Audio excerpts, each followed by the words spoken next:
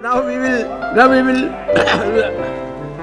we will take up the resolution Sri Hari Bhave Rathod to continue. सदन को विमुक्त, घुमंतु, denotified और nomadic tribes के बारे में बताऊंगा। सभापति महोदय, डिनोटिफाइड ट्राइब्स कौन थे? महोदय, ब्रिटिश सरकार ने 1871 में एक ऐसा काला कानून लाया जो कि इन लोगों को अपराधी का दर्जा दिया गया, क्रिमिनल कहा गया।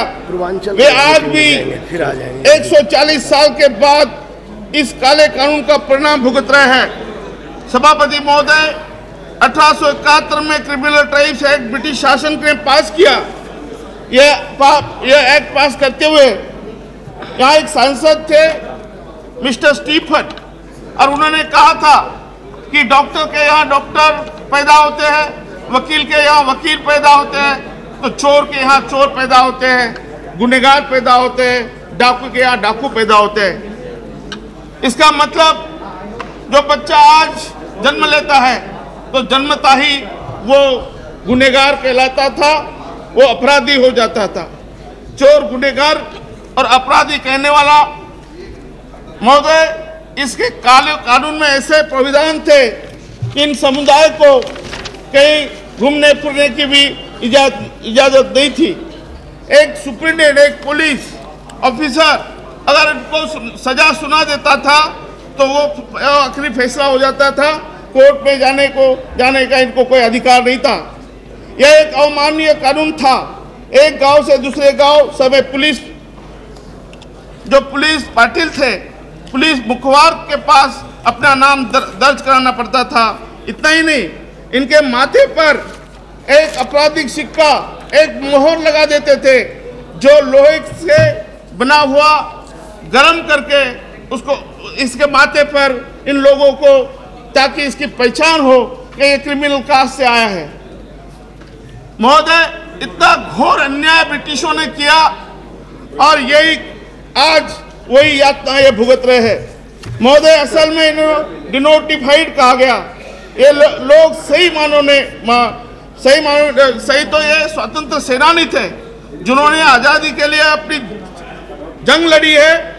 बिरसा मुंडा जी, जो रामोसी समाज, बेरड़ समाज के उमाजी नायक थे, तंटिया भील, संत सेवालाल महाराज, इन्होंने अंग्रेजों के खिलाफ वह लड़ाई लड़ी है कि अंग्रेज को जीना दुश्वार कर दिया था। ये जहाँ भी जाते थे जंगलों में अंग्रेज की सेना भगा देते, जहाँ अंग्रेजों के घोड़े आते थे ये लोग रास्ता बंद कर देते थे, आग लगा देते थे, तीर कमान से उनकी मुंडी गर्दन उड़ा देते थे। इसका परिणाम इनके पूर्वज उमाजी नाइक, जिनको 1832 में फांसी पर लटकाया गया, और 1857 की लड़ाई लड़ने वाले कौन थे? महोदय, जो 30,000 कोर्ट जाना जाता है, इस 30,000 कोर्ट में 30,000 लोगों को जब फांसी चढ़ा गया था, 70% लोग कौन थे? ये डिनोटिफाइड नोमैडिक ट्राइब्स के लोग थे।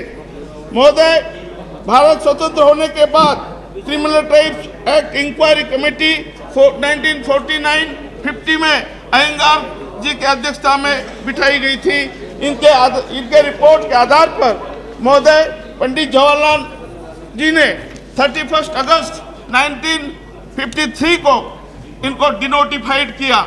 इसका मतलब इनको विमुक्त कर दिया और कहा कि मैं आज इन लोगों को आज़ाद कर रहा हूं, और आज़ाद पंच की तरह ये लोग कहीं घूम फिर सकते हैं, क्योंकि इन लोगों पर पाबंदी लगी थी। इनको सेटलमेंट पे रखा था, इनको 14 फीट जो वायर, जो फेंसिंग लगाया था, उनमें रखा था। आज भी दिल्ली में ऐसे कई सेटलमेंट उपलब्ध है। देश के हर कोने में, शहर में ये सेटलमेंट आज भी दिखाई पड़ते हैं। महोदय, इसका मतलब ये हुआ कि दोज हुआ notified as a criminal caste by the British government, they were denotified, और इन्हीं को डिनोटिफाइड कहना। मित्रों, महोदय, सर जो वांटिंग क्लास है ये तो हो गया डिनोटिफाइड, लेकिन जो नोमैडिक थे, जो नोमैडिक नेचर के, जो लोग अपने पेट पानी के लिए, अपने व्यवसाय के लिए घूमते हैं, जो अपना कला प्रदर्शन करते हैं, ये लोग घुमक्कड़ कहलाए, जिसको विमुक्त जाति और भटकिया जमाती भी हम कहते हैं। महोदय, काका कालेलकर आयोग की अध्यक्षता में पहली कमीशन 1953 में बैठाया गया था, जिसमें डिनोटिफाइड नोमैडिक ट्राइब की चर्चा हुई थी और उन्होंने सिफारिश की थी कि डिनोटिफाइड नोमैडिक ट्राइब्स को अनुसूचित जाति जमाती की ही सुविधाएं देना चाहिए, जिससे इनका जीवन एवं रहन सहन ऊंचा उठे। लेकिन दुर्भाग्यवश काका कालेलकर की रिपोर्ट सरकार ने स्वीकार नहीं की। सरकार ने इस आयोग को नकार दिया और उसका परिणाम करोड़ों लोगों को आज भी भुगतना पड़ रहा है और ये विकास से काफी दूर है। महोदय, पंडित जवाहरलाल नेहरू जी ने के आदेश पर जब तीसरी पंचवार्षिक योजना बनी और ये योजना के जब प्लानिंग बन रहा था, जब इनके डॉक्यूमेंट बने, तो इस योजना के में ये फरमान जारी किया, सारे राज्यों को कहा गया ये डिनोटिफाइड नोमैडिक ट्राइब्स के लिए आप कुछ योजना बनाएं, इन लोगों का जीवन मान ऊंचा उठाने के लिए आप कोई प्राविधान करें। लेकिन महोदय, दुर्भाग्यवश अब बहुत सारे स्टेट ने अपनी लिस्ट तो निकाली, लिस्ट जारी की, लेकिन कोई योजना नहीं बनी, कोई इनको सहूलतें नहीं दी गई, इनको पर कोई ध्यान नहीं दिया गया। लाल बहादुर शास्त्री जी ने सोचा कि ये लोग बहुत बैकवर्ड है, उस टाइम इनके लिए एजुकेशनल बेनिफिट दिया गया, जो फी माफ और मैट्रिक के बाद जो स्कॉलरशिप होती है, मैट्रिक के बाद कॉलेज में जाने के लिए गवर्नमेंट ऑफ इंडिया स्कॉलरशिप इनको लिए दी गई। लेकिन ऐसे भी स्टेट है कि इस स्टेट को मालूम नहीं है कि गवर्नमेंट ऑफ इंडिया स्कॉलरशिप इनके लिए थी, और जो डिनोटिफाइड नोमैडिक ट्राइब्स के लोग थे, जो उनको भी मालूम नहीं कि वो लोग डिनोटिफाइड और नोमैडिक ट्राइब्स में आते हैं। आज भी 400 जातियों की मैं बात 400 नियर अबाउट 400 to 450 कास्ट इसमें आती है, लेकिन जिसके लिए मैं बात कर रहा हूँ शायद उनको पता है कि रेणके आयोग हमारे लिए था, शायद उनको पता भी नहीं होगा कि ये बात जो है ये हमारे लिए है। लेकिन महोदय, आपके माध्यम से मैं रिक्वेस्ट करना चाहूँगा कि विमुक्त समाज की ये सूची जो हर एक स्टेट में है वो जारी करना चाहिए, और इनके लिए रेणके आयोग बनाया गया था। इसके इंफॉर्मेशन इसके दूरदर्शन से, पेपर के माध्यम से हर जगह ये पहुंचनी चाहिए। महोदय, इस दौरान एक बात हुई, महाराष्ट्र ऐसा स्टेट है प्रोग्रेसिव कि जहां छत्रपति शाहू महाराज, महात्मा ज्योतिबा फुले, भारत रत्न बाबा साहेब भीमराव अंबेडकर, इनके विचारों के आधार पर कम काम करने वाले तत्कालीन मुख्यमंत्री जो वसंतराव जी नाइक थे, उन्होंने इस योजना आयोग के सिफारिशी को ध्यान में लेते हुए विमुक्त समाज के लिए 4% से आरक्षण दिया, जो शिक्षा में मेडिकल, इंजीनियरिंग एवं तकनीकी शिक्षा, नौकरी में तथा पदोन्नति में भी आरक्षण दिया। इस वजह से महाराष्ट्र में क्रांति आई और लाखों लोग विमुक्त के लोग नौकरी पर लगे, हजारों डॉक्टर, इंजीनियर इस समाज से बने और विकास की मुख्य धारा में जुड़े। लेकिन इसी टाइम केंद्र सरकार से इनको कुछ नहीं मिला।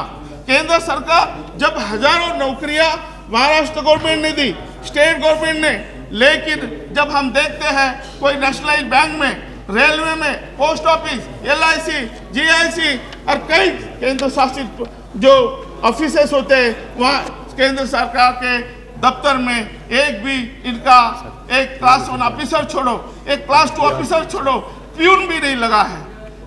और इसलिए महोदय, मेरी मांग है कि इन लोगों को महाराष्ट्र की जैसी सुविधाएं सारे देश में लगाना चाहिए, और महाराष्ट्र में जो अपनाई गई नीति रिजर्वेशन पॉलिसी इस सारे देश में लगाना चाहिए।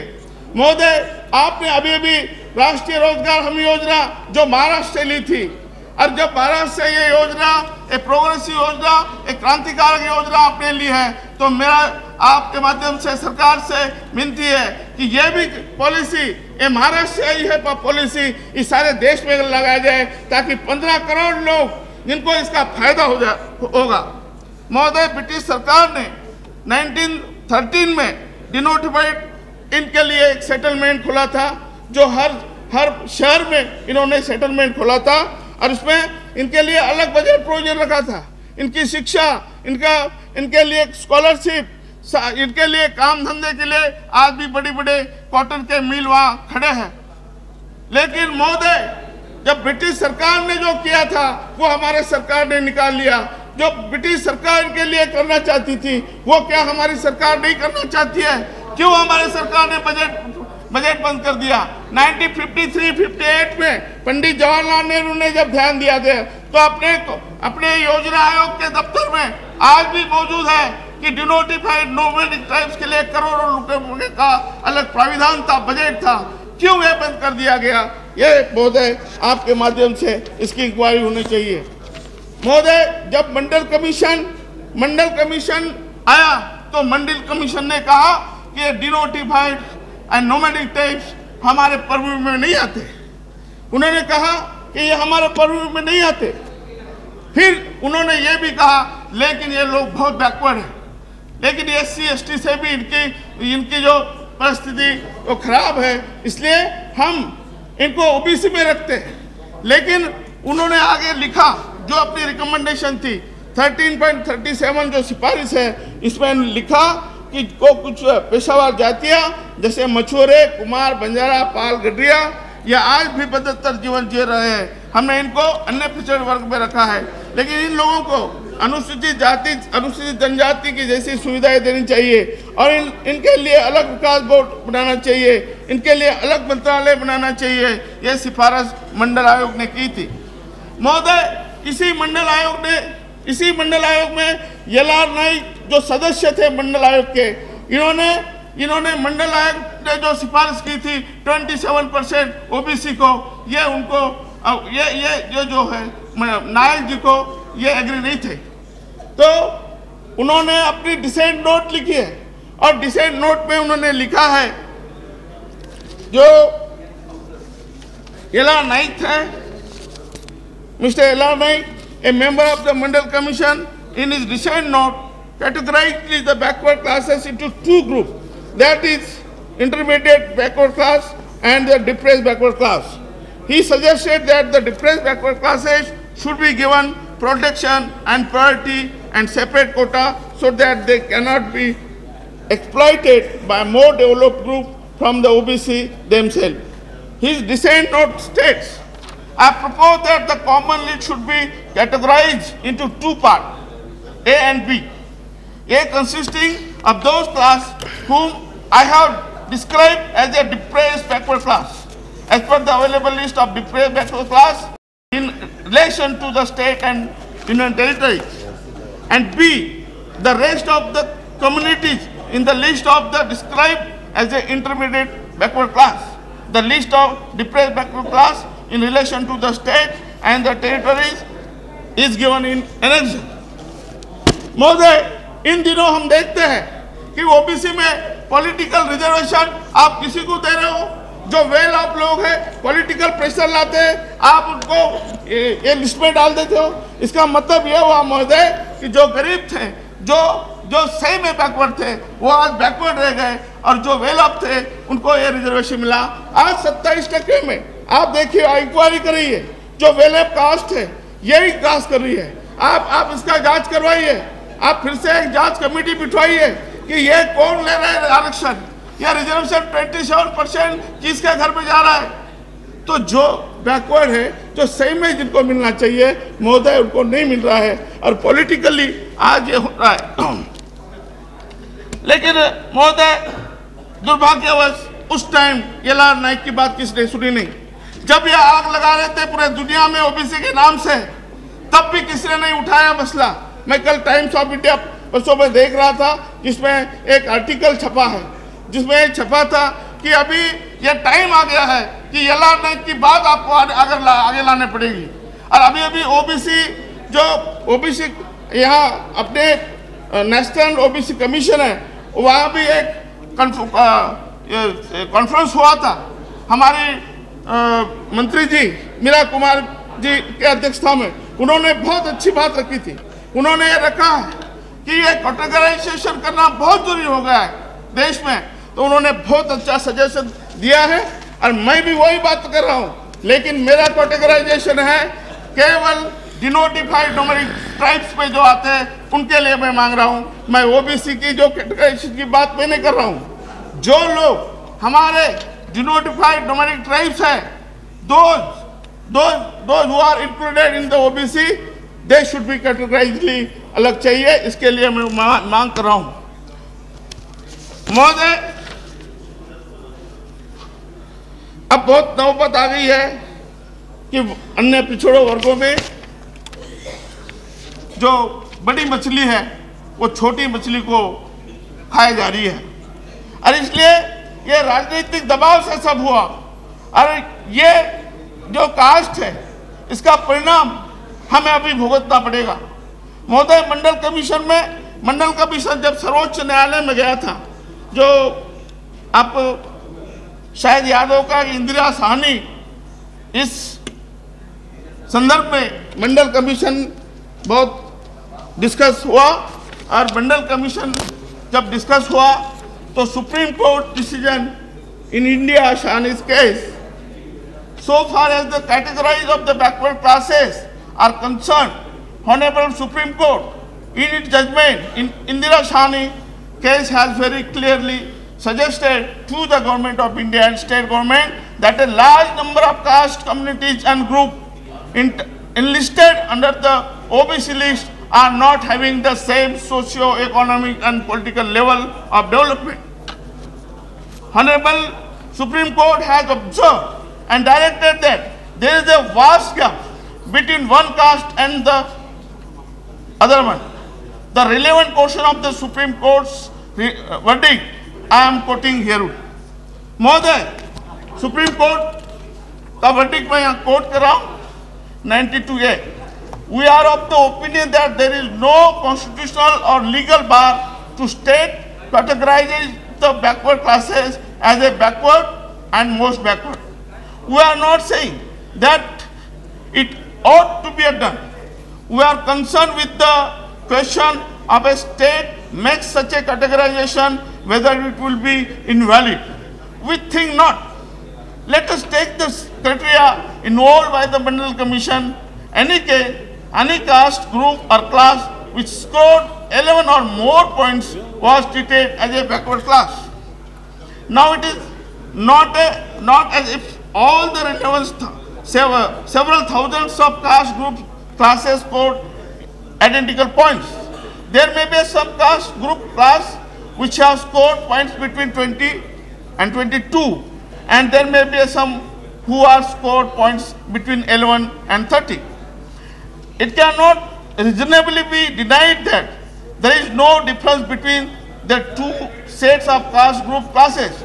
To give an illustration, take two occupational groups, white goldsmith and Vadar. Traditional stone cutter in Andhra Pradesh, both included within the OBC backward classes. Now can deny that goldsmith are far less backward than the Vadar. If both of them are ground together and reservation provided, the inevitably result will be that the goldsmith will take away all those reservation points, leaving none of Vadar. In such a situation, a state may think it advisable to make a reservation even among other backward classes so as to ensure that the more backward among the backward classes obtain the benefits of intended. महोदय, जब supreme court का judgement जो 9th जजेस ने दिया था, इसके ऊपर भी किसी सरकार ने ध्यान नहीं दिया, लेकिन ये बहुत जरूरी था। सुप्रीम कोर्ट ने सही कहा था, केला नाइक ने सही कहा था, हमारे ओबीसी के जो नेशनल कमीशन ने जो बात कर रहे हैं वो भी सही कर रहे हैं, लेकिन इसका इनको उठाने वाला कोई नहीं है, ये मांग करने वाला कोई नहीं है और ये न्याय देने वाला कोई नहीं है, ऐसा मुझे लगता है।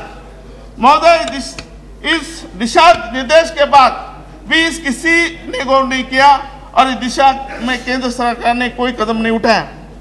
महोदय, पिछले 60 साल से विमुक्त गोमुक्ति के लोग एससी और एसटी की मांग कर रहे हैं। जो भी आजकल कोई भी एससी एसटी की मांग करता है, लेकिन 1967 में इन लोगों को एससी एसटी में लाने के लिए एक बिल लाया गया था इसी सदन में, लेकिन इस बिल को काफी विरोध झेलना पड़ा। ज्वाइंट पार्लियामेंट्री कमेटी बिठाई गई और फिर से बिल संसद में लाया गया। श्रीमती इंदिरा गांधी जी ने अथक प्रयास के बावजूद भी यह बिल पूरी तरह से पारित नहीं हुआ और कुछ राज्यों में एरिया रिस्ट्रिक्शन हटाकर बिल पास हुआ। श्रीमती इंदिरा गांधी जी के पास सभी पार्टी के जो एसटी के शेड्यूल ट्राइब के सांसद थे, उन्होंने काफी दबाव बनाया और यह बिल पास नहीं होने दिया। श्रीमती इंदिरा गांधी जी और माननीय जगजीवन राम जी जो बैकवर्ड के नेता थे, उनके अच्छा प्रयास के बाद यह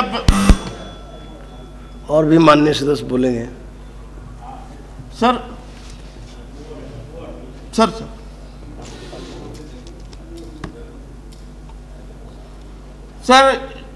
इंदिरा जी का और जगजीवन राम जी का जो सपना था वो आज भी ठीक है। आप अपने समय सीमा को ध्यान रखिए।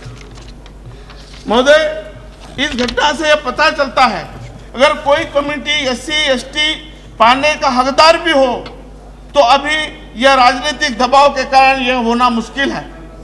इसका मतलब यह हुआ कि किसी कास्ट को एससी एसटी में जोड़ना या हटाना भविष्य में काफी मुश्किल हो गया है। इसलिए हम लोग यह मांगना बंद कर दिए, ये जो मिलने वाला नहीं है उसके लिए झगड़ने का नहीं, उसके लिए मांगना नहीं, ये हमने तय किया है। लेकिन महोदय, हमने एक रास्ता सोचा है जो कि मंडल आयोग ने यला नायक ने बताया, जैसा कि एससी एसटी में संविधान में जो एससी एसटी का जो कॉन्स्टिट्यूशन में प्राविधान है, वैसा ही प्राविधान विमुक्त घुमुक्त समाज के लिए हो, इसके लिए सामाजिक, आर्थिक, राजनीतिक और शैक्षणिक और नौकरी में, पदोन्नति में इनके लिए आरक्षण हो। मैं इसके लिए एक प्राइवेट बिल भी लाया हूँ महोदय। मेरा प्राइवेट बिल भी अभी पेंडिंग है, जो इसमें ये सारी बातें बताई गई है कि सरकार ने क्या करना चाहिए। महोदय, एनडीए सरकार ने जस्टिस वेंकट चलैया की अध्यक्षता में national commission to review the working of constitution of India जो नेशनल ये कमीशन बिठाया था कि अपना जो कॉन्स्टिट्यूशन है क्या ठीक से काम कर रहा है नहीं, कि कॉन्स्टिट्यूशन के मुताबिक लोग सुखी है कि नहीं। इसके लिए ये जो आयोग बनाया था जस्टिस वेंकट चलैया, तो ये वेंकट चलैया जी को हमने भी निवेदन दिया था। हमने भी कहा था कि ये जो कॉन्स्टिट्यूशन में ये लोग क्यों भूल गए, कॉन्स्टिट्यूशन के दायरे में ये लोग क्यों नहीं आए। डिनोटिफाइड नोमैडिक ट्राइब्स के लिए इस संविधान में जगह रखी है। इस संविधान में महोदय एक कंकरेंस सब्जेक्ट है, कंकरेंस लिस्ट में भी है और स्टेट लिस्ट में भी है। लेकिन दुर्भाग्य है कि ये सब्जेक्ट तो रखा है लेकिन इसकी फाइल अभी तक ओपन नहीं हुई। जी आप कंक्लूड कीजिए। महोदय, मैं कंक्लूड कर रहा हूं। महोदय, हमने अभी जो वेंकट चलैया जी ने कहा था कि ये कमीशन बनाई है और कमीशन उन्होंने कहा था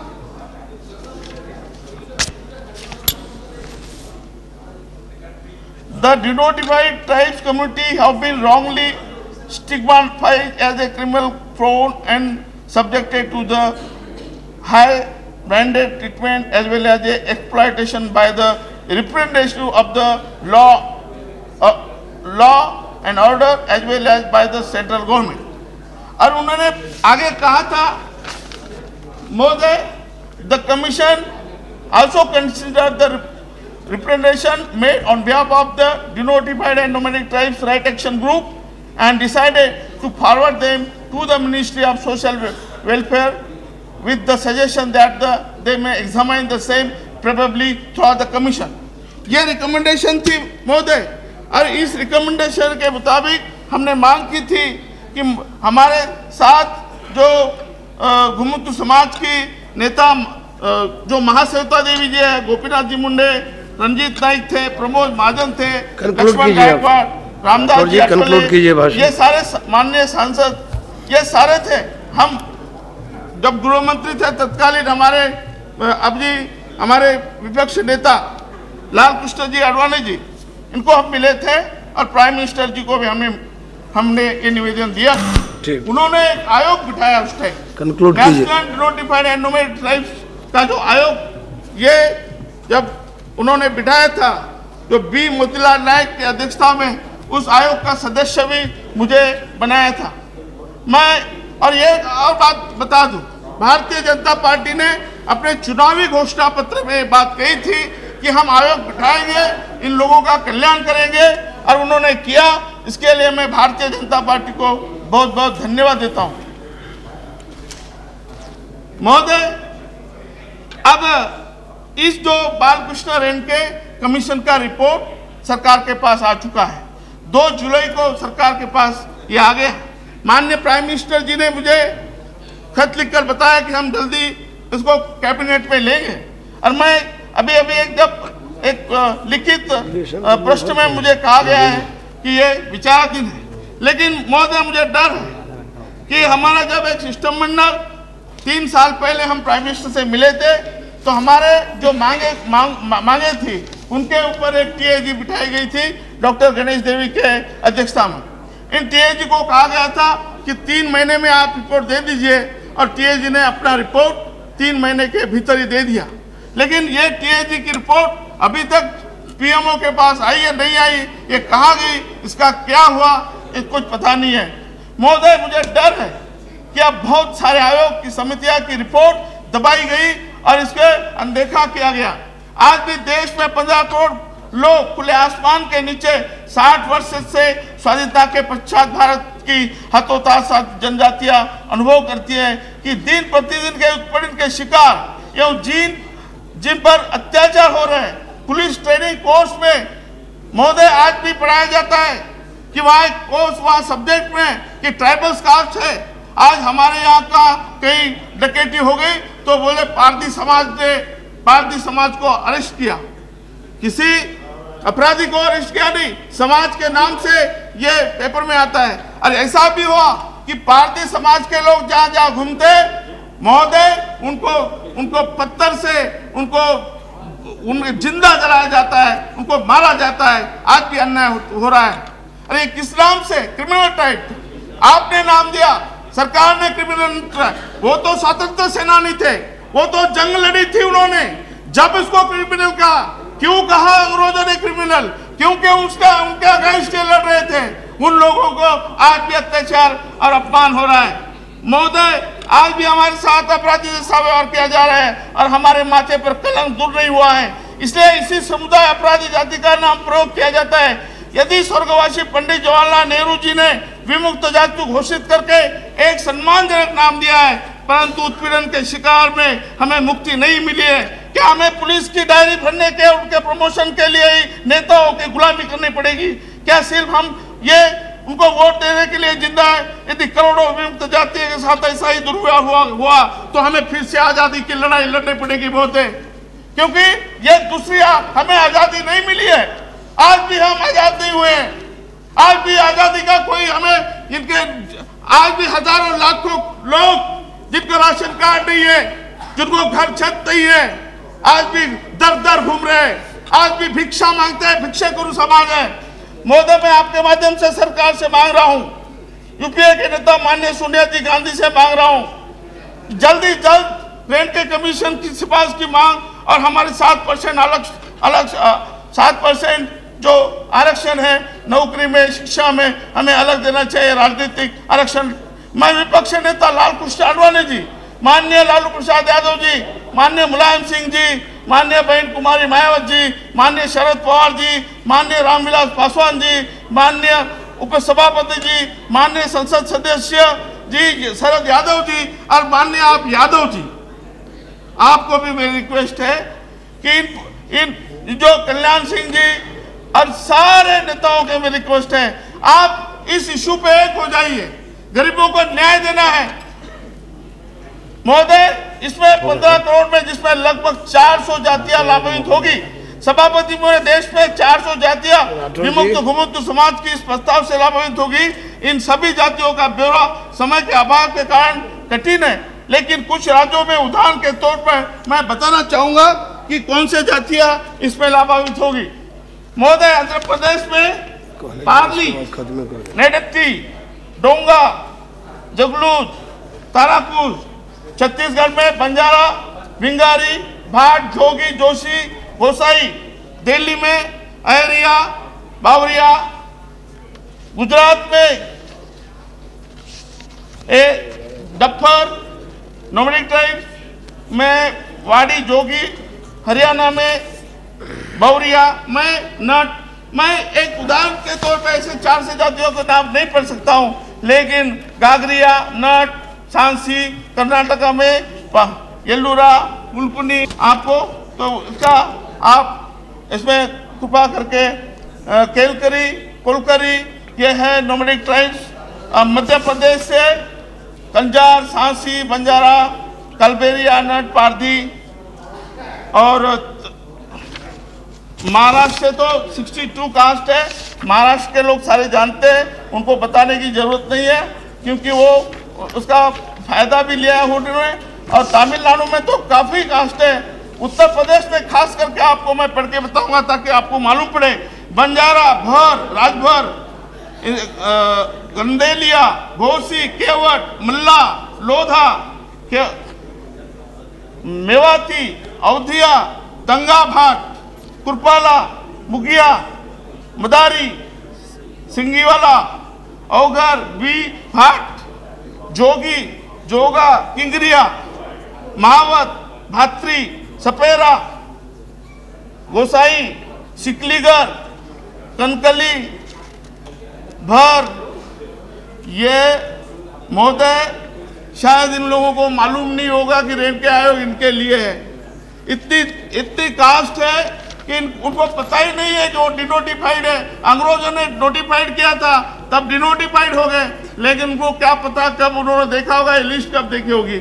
और ये आयोग जो बनाया था रेणुका आयोग, ये भी पता नहीं है। मंडल आयोग के सामने, मंडल आयोग के बाद देश में सबसे बड़ा इशू ये है। और मंडल आयोग कुछ नहीं इसके सामने। मंडल आयोग में सबको लाभ मिल रहा था, लेकिन ये लोग ऐसे हैं। सभापति महोदय बहुत दबे कुचले हैं। महोदय, विमुक्त घुमंतु समाज करीब 400 जातियों के विकास की मुख्य धारा में लाने हेतु हमारा ये कर्तव्य बनता है कि हम सब मिलकर इन दबे कुचले समाज के लोगों को आगे लाना है। वह ऐसे लोगों में है जिसमें पास राशन कार्ड नहीं है, उनके पास बीपीएल कार्ड नहीं है, इनके पास रहने के लिए मकान नहीं है, इनके पास आज भी पुलिस अत्याचार कर रहे हैं।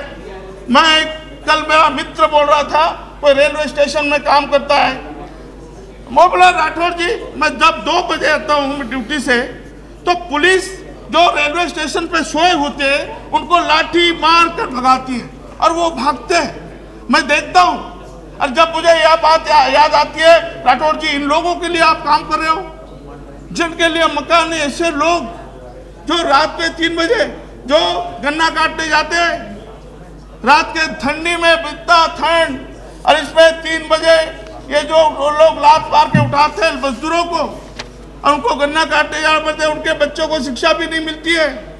ये ऑर्डरिंग क्लास, ये भटकती हुई जातियां। महोदय बहुत बुरा हाल है, बहुत बुरा हाल है। आज भी देश के 15 करोड़ की बात कोई नहीं करता है। मुझे ऐसा आभास होने लगा है कि शायद मेरा यह सदन में आखिरी भाषण होगा, क्योंकि आम लोकसभा चुनाव नजदीक है, इसलिए मेरी इस बात को दबाया न जाए। यह 15 करोड़ लोगों के भावनाओं के सवाल है, उनके विकास का सवाल है।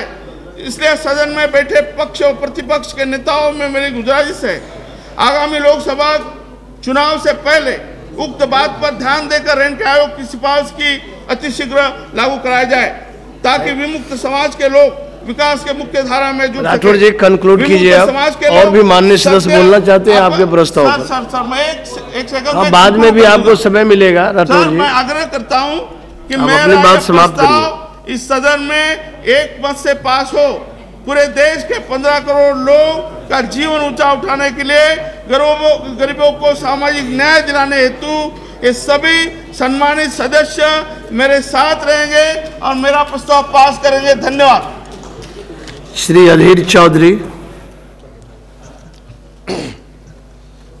Sir, thank you, sir. Sir, I must appreciate Honorable colleague Mr. Rathore ji, as he has taken initiative to bring a resolution for the welfare of the people who belong to nomadic and semi-nomadic and denotified tribes in our country. made by Honorable Member Sri Haribhai Rathorji. Sir, he has explained in details. I do not want to go in detail of these things, but I would like to make submission that in Gujarat also, sir, certain denotified communities, just as Bafan, Chhara, Dapher, Hingora, Miana, Sandhi, Theba, Wagir, Wagri, Chowalia, Koli and Koli, the 12 tribes were as a denotified tribes. And there's are conditions, if we look today even, so it's a very, very worst. And similarly for these nomadic tribes, sir, these in nomadic tribes in Gujarat there is listed, it's a Bajania, Bajigar, Ban, Natvajan, Garodi, Kathodia, Katkari, Nath, Nathpawa, Kotalia, Kotalia, Turi, Vatodia, Vitolia, Wadi, Jogi, Wadi, Vanspoda, Bawa, Vairagi, Vairagi Bawa, Bavaya, Targada, Garo, Garoda, and sir, all these things, and particularly I would like to make reference to Jogi, Wagri, Paradi, Charan Gadvi, sir, all these conditions is so worst today even if Honorable Minister must be knowing that in that nomadic tribes, those were the persons, particularly they used to remain in the hilly areas, and their main profession was a cattle breeding, and till today their condition is worse in their education. If we go and look, their educational standard is very, very low. So my only humble request to the Honorable Minister that kindly consider all the submissions made by Honorable Minister Haribhai and kindly see that these nomadic tribes and denotified tribes, those who are suffering, they are very much sufferers. So kindly consider the resolution passed by Honorable, or moved by Honorable Haribhai Rathod, and kindly see that their plight may be improved. Thank you very much, sir. Sir, thank you for giving me an opportunity to participate in the resolution on the plight of persons belonging to denotified tribes and nomadic tribes, including Banjaras, and requesting the government to bring suitable legislation for their overall development. The resolution moved by Honorable Member Sri Haribhai Rathorji is a welcome step in this direction. Honorable Member C.K. Chandrapan.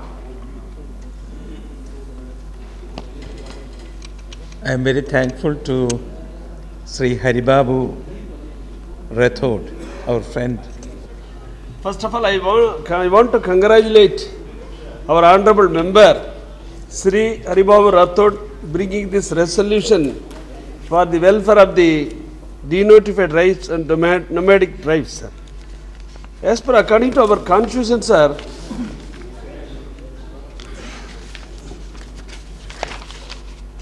Constitution provides protection for both SCs, STs as well as OBCs of this country, sir. The denotified tribes and nomadic tribes varies from state to state. Some of the states they are considered STs, some of the states consider scheduled caste, some of the states they are considered as OBCs.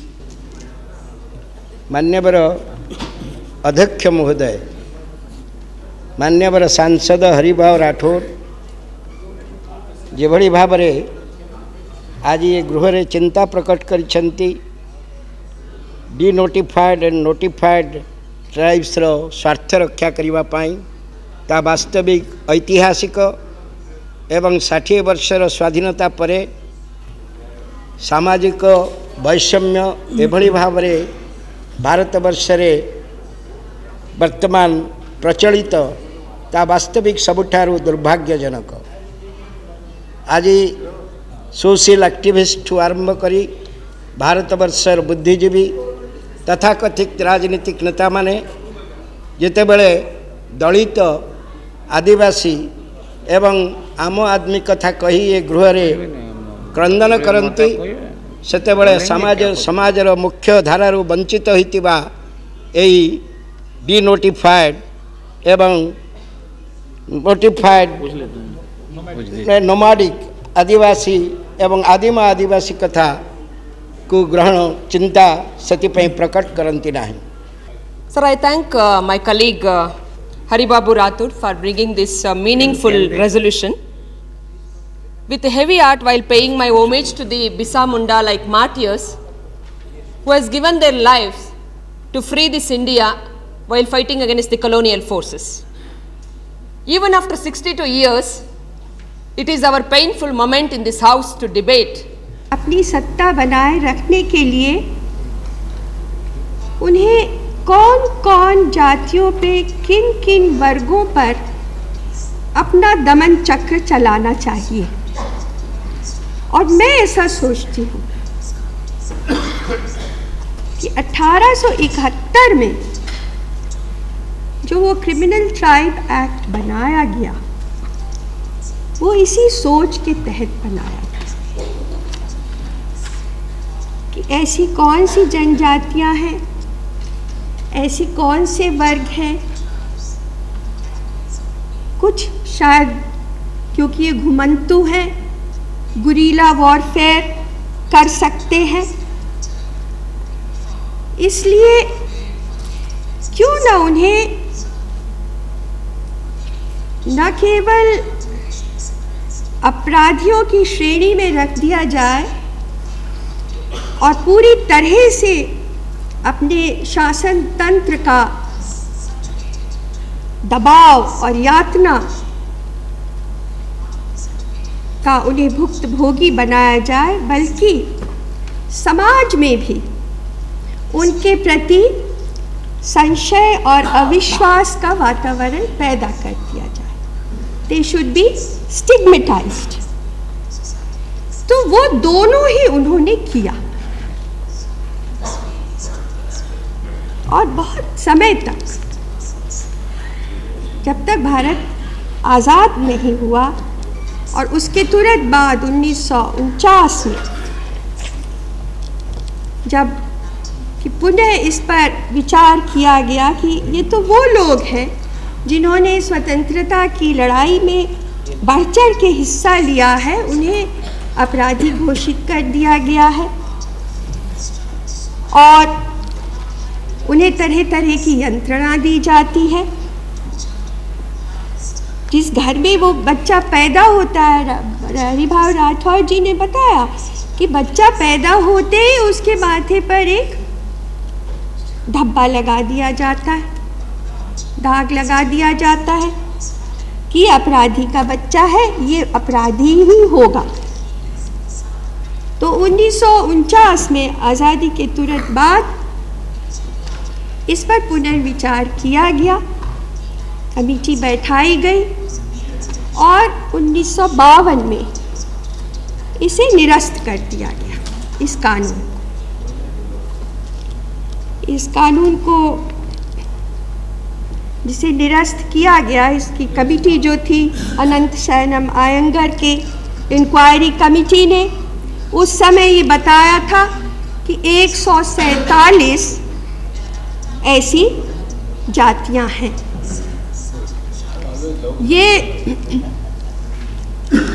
ये जो जातियां अधिसूचित थी अपराधी के रूप में, उन्हें डीनोटिफाई कर दिया गया, विमुक्त कर दिया गया। जो 1953 में बैकवर्ड क्लासेस कमीशन बना, जिसे हम काका कालेलकर कमेटी के रूप में भी जानते हैं, उन्होंने सख्ती से ये बात रखी कि अब आगे से इन जातियों को कोई भी आपराधिक जाति नहीं कहेंगे और उन्होंने ही ये नामकरण किया कि इन्हें डीनोटिफाइड ट्राइब्स जातियां कहा जाए। उन्होंने ये भी प्रावधान, ये भी अनुशंसा की कि इनके शिक्षा के लिए, इनके आर्थिक विकास के लिए, इनकी सुरक्षा के लिए और इनके पुनर्वास के लिए भी कार्यक्रम चलाए जाएं। उसी श्रृंखला में कार्य होते रहे। इन्हें अनुसूचित जाति की सूची में शामिल किया गया कुछ को, कुछ को अनुसूचित जनजाति की सूची में शामिल किया गया और अधिकांश को ओबीसी की सूची में शामिल किया गया। तो अनुसूचित जाति जनजाति को आरक्षण इत्यादि की जो सुविधाएं मिलती रही हैं शुरू से, वो सुविधाएं इनको भी प्राप्त होने लगी।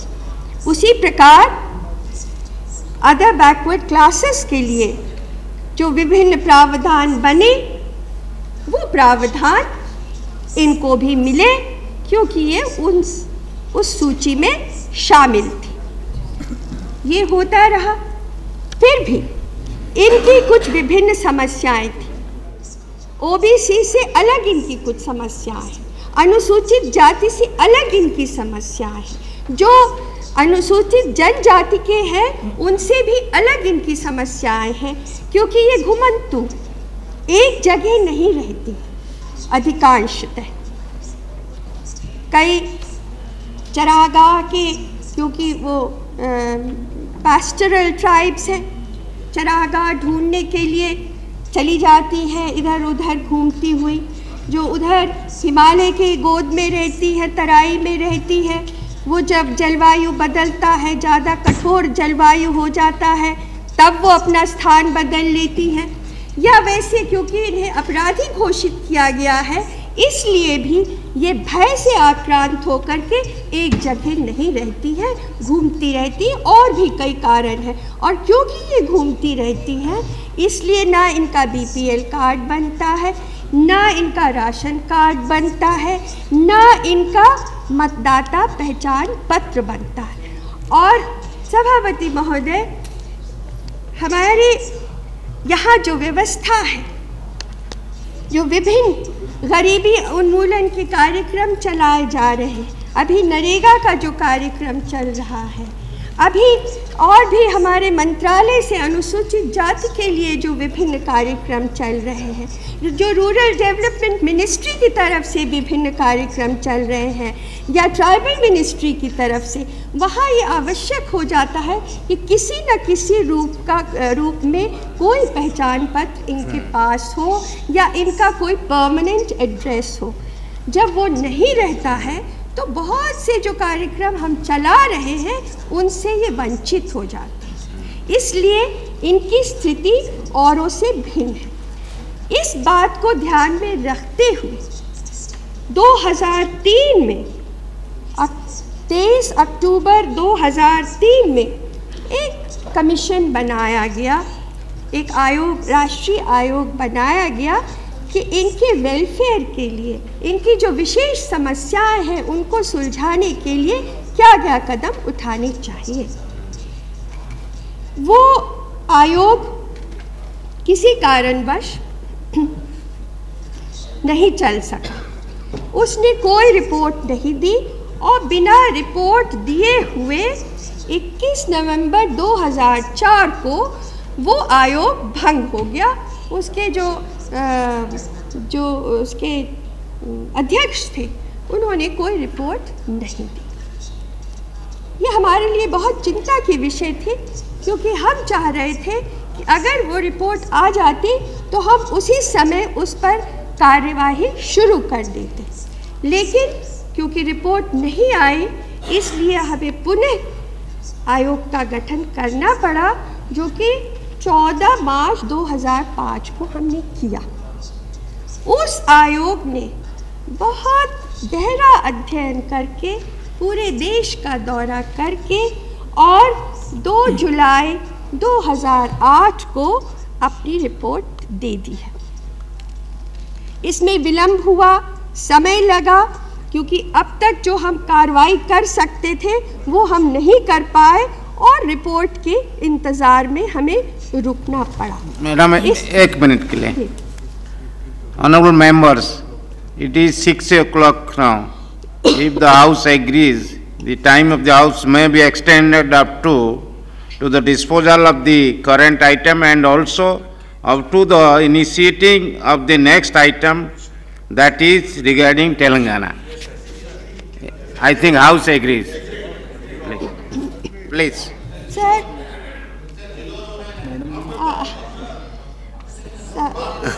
सभापति महोदय, जीरावर है। इस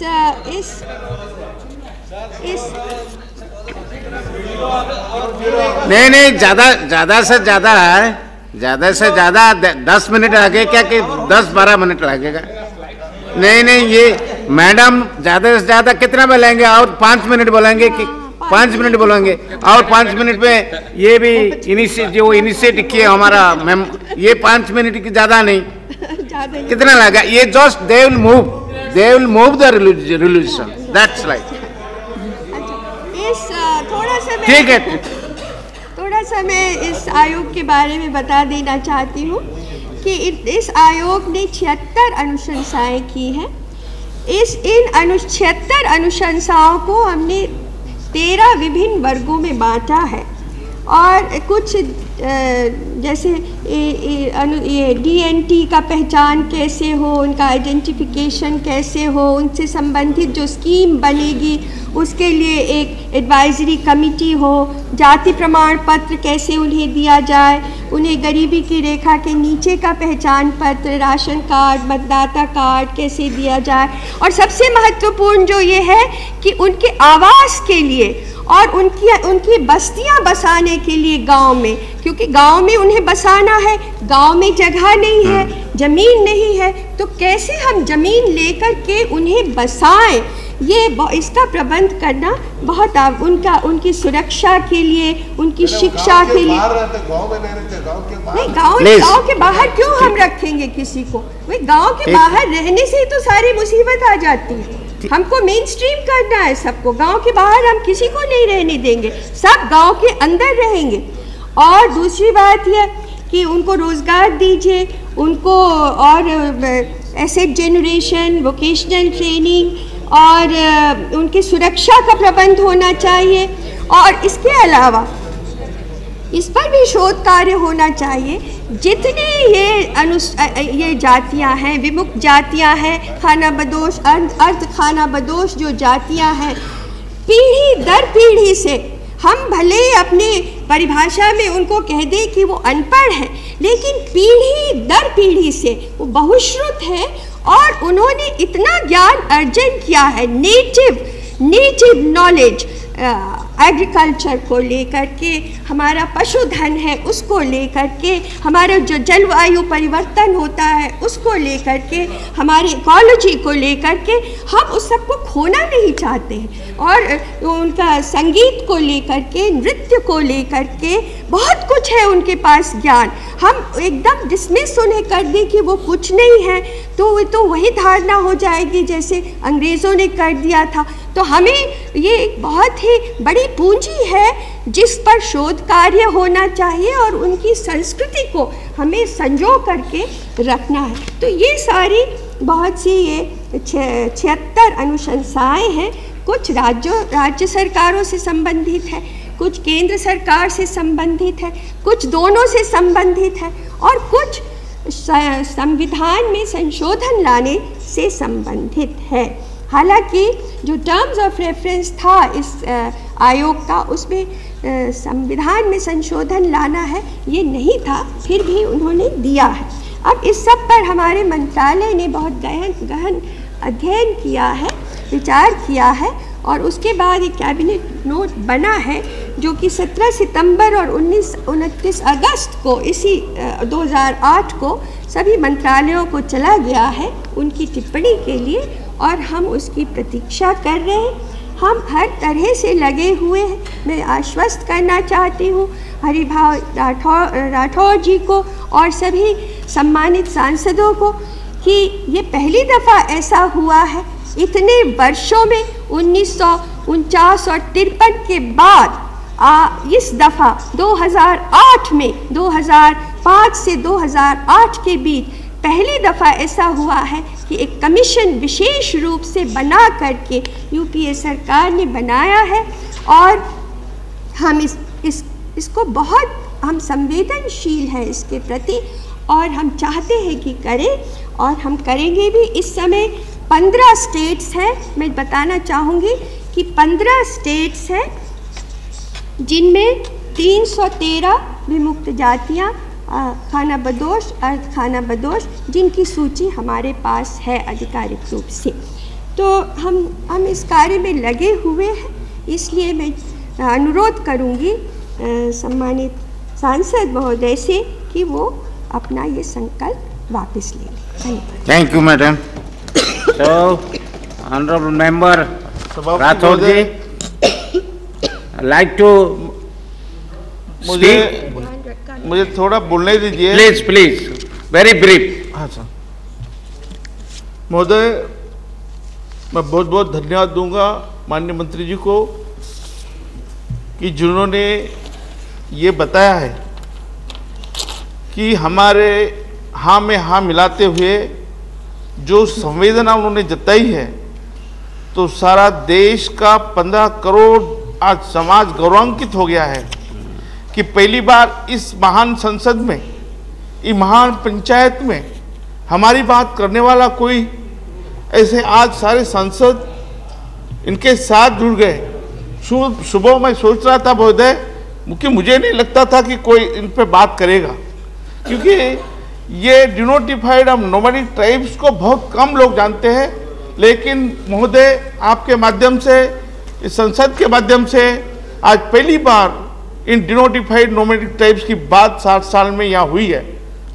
और ये मैं बहुत बहुत धन्यवाद दूंगा प्राइम मिनिस्टर जी को, डॉक्टर मनमोहन सिंह जी को, कि जिन्होंने काफ़ी इंटरेस्ट लिया।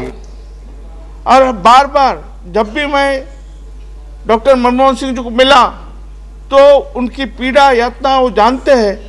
और मीरा कुमार जी ने जैसे बताया, वो बहुत हमारी जनता, पूरा देश, आज 15 करोड़ लोग बहुत सेटिस्फाइड हुए हैं।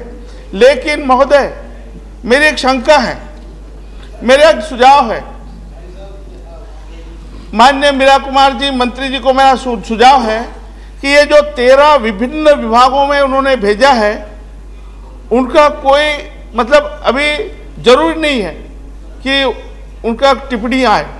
एक जो मंत्री परिषद ने निर्णय लेना है, इनको ये निर्णय लेना है कि डिनोटिफाइड एंड नोमैडिक ट्राइब के लिए हम अलग आरक्षण की नीति कर रहे हैं।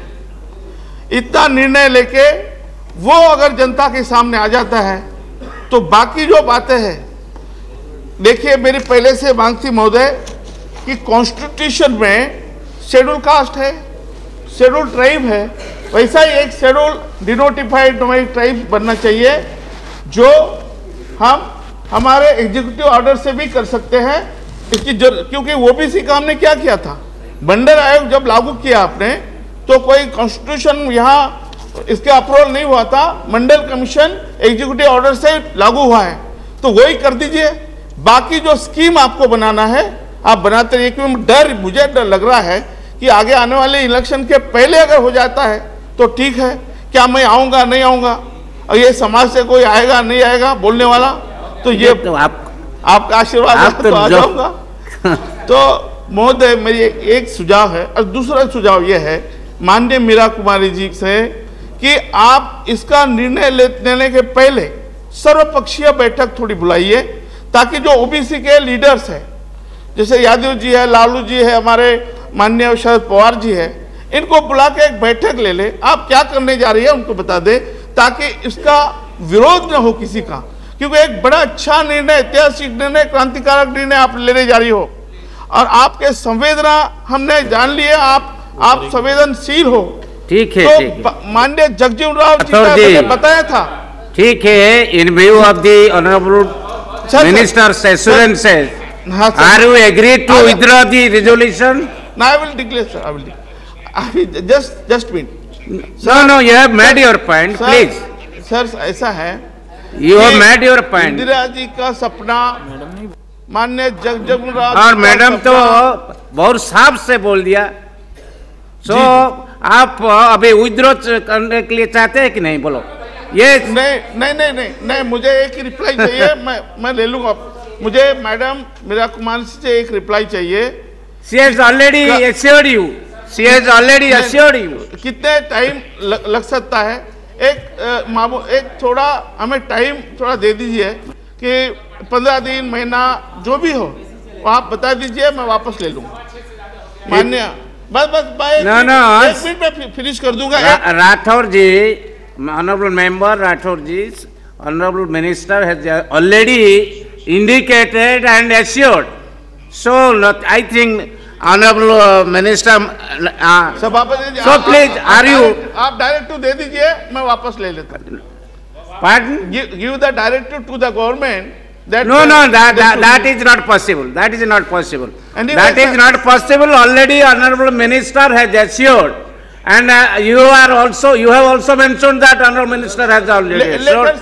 So in view of the assurances made by the honorable minister, are you in a vote to, are you withdrawing? Please. So the question is that leave be granted to Sri Haribhai Rathore. Sir देखिए राठौर साहब, हम आपसे अलग नहीं है, ये हमने सबने कहा, बल्कि सबने कहा और हमने भी कहा। इसलिए हम जो भी आपने कहा, जो आयोग ने जो भी अनुशंसा की, सब पर कैबिनेट नोट बनाकर अब उसको मंत्रालयों को भेज दिया गया है।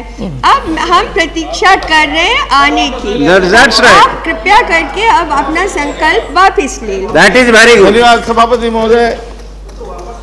माननीय मीरा कुमार जी ने, माननीय मंत्री जी ने आश्वासित किया है, आपके सामने आश्वासित किया है, और ये सारे करोड़ लोगों ने सुना है, देखा है। ठीक है, ऑलराइट। मैं मेरा संकल्प वापस ले रहा हूँ। धन्यवाद। Now I will put to the house. The question is that the leave be granted to Sri Haribhai Rathore to withdraw his resolution. Those in favor may say aye. Those against may say no. I think ayes have it. Ayes have it. Leave is granted. The honourable member now withdraw his resolution. I withdraw my resolution. Thank you.